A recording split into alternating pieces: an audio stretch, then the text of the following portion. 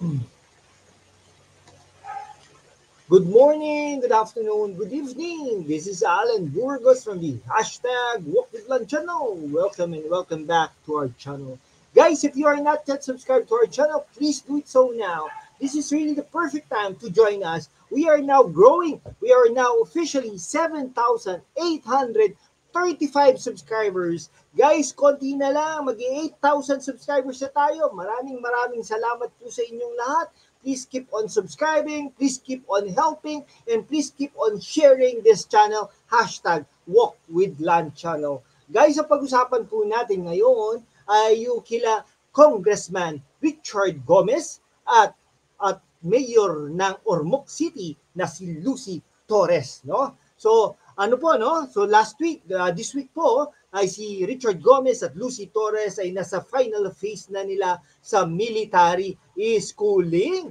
Okay, talagang napaka-powerful na politiko na ito dahil po si Lucy Torres ay naging congresswoman naman po yan. Nagpalit lang po sila ng pwesto. Dati pong mayor ito si Richard Gomez, ngayon ay congressman naman.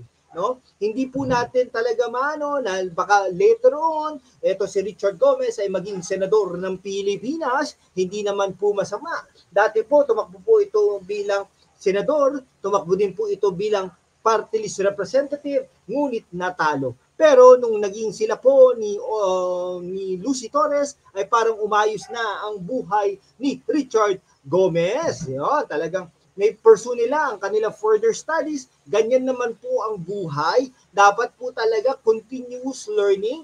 Kaya nga po yung mga ating guru dyan, magpa-promote na kayo bilang master teacher. Mag-ano na po kayo, mag-masters na po kayo, mag-doctorate na po kayo. Ganon din po sa atin, mga profesor ng koleyo, lalong-lalo na sa IT, ano po natin yan, no? Pero wag lang po nating solohin, no? I-ano rin po natin kasi yung iba po diyan, meron po tayong kilala, no? Oo ng oo, pero hindi naman po tumutulong. Nako po ay talaga. Alam niyo po, hindi niyo naman po ano yan no? Ano lang po, nagsi-share lang po siya sa kaya mapapakinabangan niya, no? Yan, ang hirap po.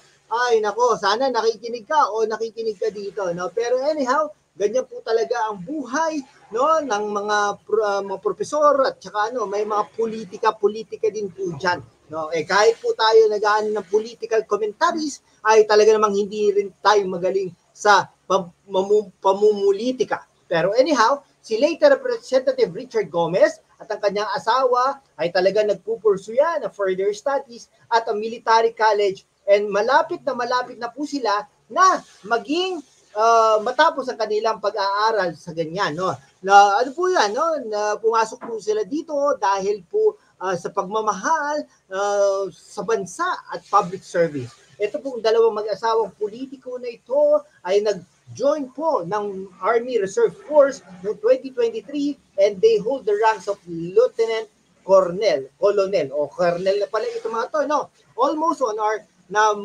last phase na sila ng military schooling nila at the Command and General Staff College. No? Yung mga classmates nila are from different branches of the armed forces. Sabi ni Colonel Lucy, and yung reservist ito ng Philippine Army. Sabi naman ni Richard Gomez. Itong aktor na ito na medyo kamukha natin ay talagang actor turned politiko, no? Talagang nag-share pa siya ng video clip showing moments from his and Lucy's military studies or training, no? So, ito, na-spot pa sila na talagang gamit nila o suot nila ang army uniforms while in training. Wala naman pong masama doon, hindi po ba?